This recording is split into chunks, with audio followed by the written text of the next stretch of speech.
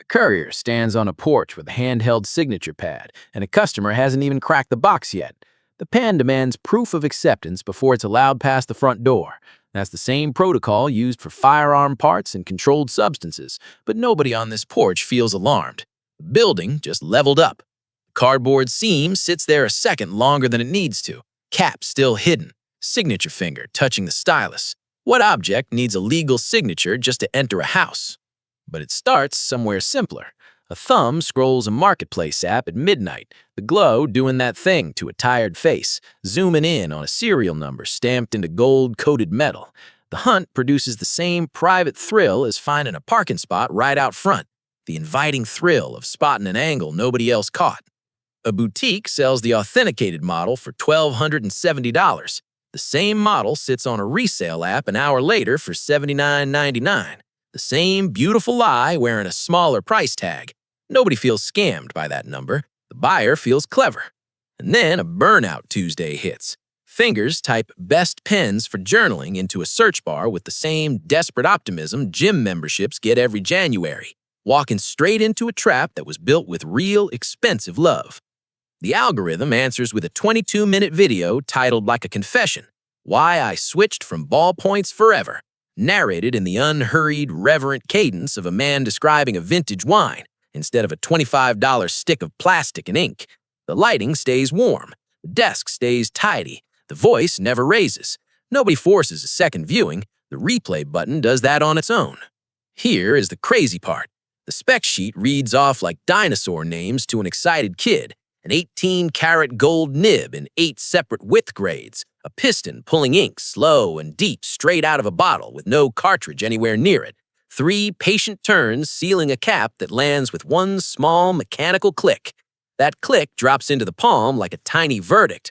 Right now, the object still operates as honest engineering, nothing more, not status, just a very well-made thing that closes correctly.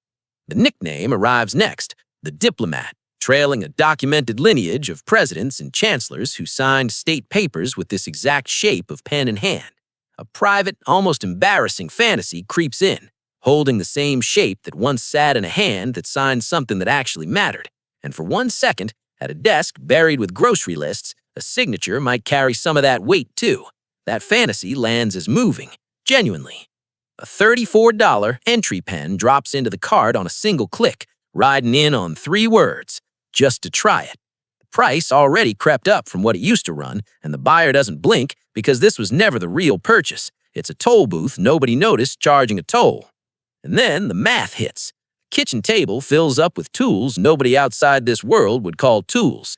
Micro mesh abrasive pads sorted by grit number, a jeweler's loupe, a small bag of brass shims, the unglamorous toolkit behind every beautiful obsession.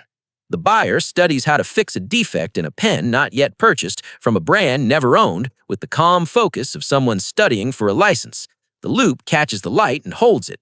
This isn't foolishness, this reads as devotion, the same way someone learns to tune a bike by hand. A forum thread surfaces with a decade-old username and a 4-digit post count, asking the room point blank, is the new paper even the same paper anymore?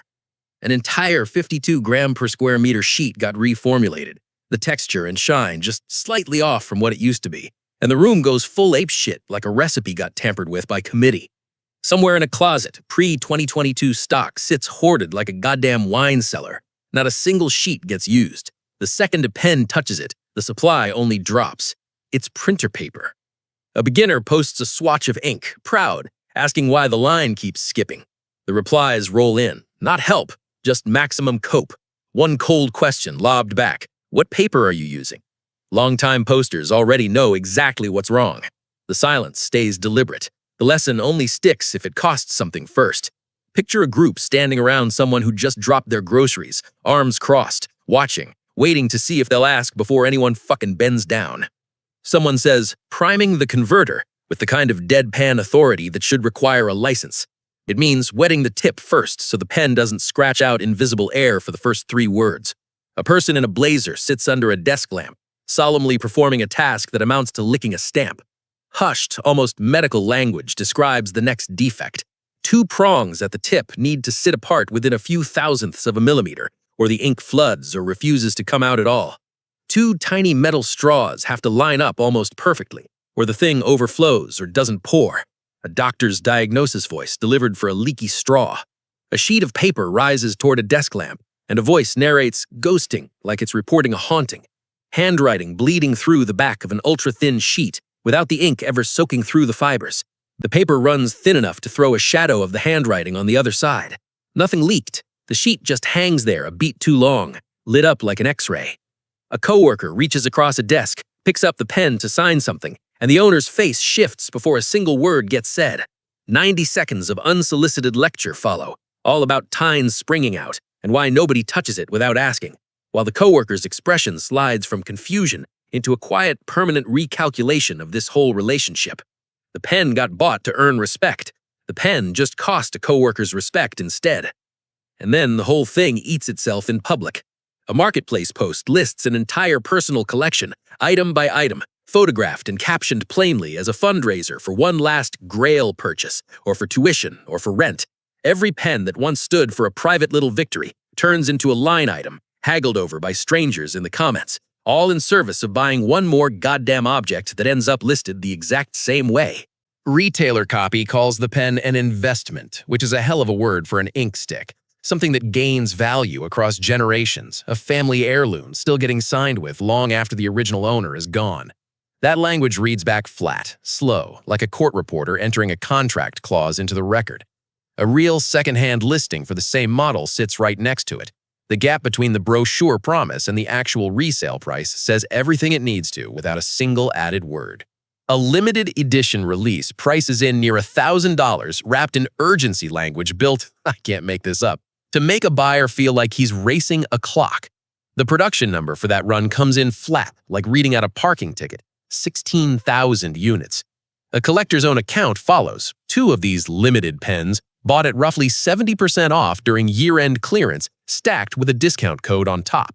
Huge flex on a limited anything. A countdown timer graphic dissolves straight into a clearance rack sticker. Scarcity has a sale price. Mid-justification, a voice says the bullshit line out loud. It's an investment. It'll be worth more later. The line comes out quiet, almost rehearsed, the kind delivered to a spouse or to a mirror. The face half believes its own sentence. Collector consensus puts resale at roughly half of retail, even in excellent condition.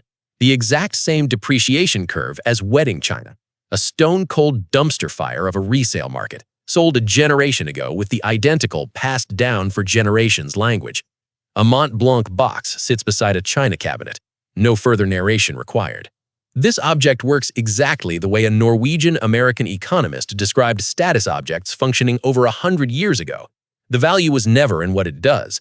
The value sits in what it proves in plain view that the owner can afford to risk losing. The pen rests closed on the desk. No hands touch it. The brand sold a memory that hasn't happened yet, a grandchild not yet born inheriting an object that hasn't survived one full generation of ownership. The cap turns 3 slow rotations to seal shut. That motion plays out as a rehearsal, a handoff scene decades from now to someone who doesn't exist yet, for a reason that hasn't occurred. A friend borrows the pen. The pen breaks. The owner describes the feeling as devastation and betrayal, language usually reserved for something far bigger than an object. And for one terrible second, it almost is. An advice forum treats this like a real wound, the kind requiring weeks of apology and a replacement before trust returns. Or in the quieter version, the friendship just settles into less contact from that day forward and never quite climbs back. A text thread stops getting answered as fast as it used to. Sunday morning lines up 8 pens, inked in rotation. More pens than one person could possibly write enough words with in a single week. Math that stopped pretending to add up a long time ago. A cleaning cycle runs every few weeks. An overnight soak follows if it's still resisting after that, handled with the same seriousness as flossing. The tragedy isn't that any of it is hard. The upkeep has quietly outgrown the writing it exists to support. An insurance product now exists specifically for pen collections, with claim categories like mysterious disappearance and heist, modeled straight off jewelry and fine art riders. One collector lost $40,000 in pens from a car in a single night. This is absolute insanity dressed up as a hobby. A hand checks a jacket pocket on a crowded train, then again 10 seconds later, for no reason, except that it never quite stops checking. When corporate labor has been stripped this thoroughly of any visible craft, permanence, or physical satisfaction, a $1,270 ink delivery device becomes the only object in the office that feels like it was made by a human hand for a human purpose, and almost any price gets paid to hold that feeling for 20 minutes a day. A person can recite a paper's exact weight or a nib's tolerance down to the micron from memory, but can't say what the combined annual spend on ink, notebooks, riders, and grind invoices actually adds up to, the one number that was never about the pen at all. Not because the math is hard, because the number got avoided on purpose. A box sits at $15, asking nothing of the person holding it. No devotion required, no apology owed to anyone, nothing to flush, nothing to ensure, nothing that turns a borrowed pen into a relationship repair project. The box sits next to the closed Mont Blanc case.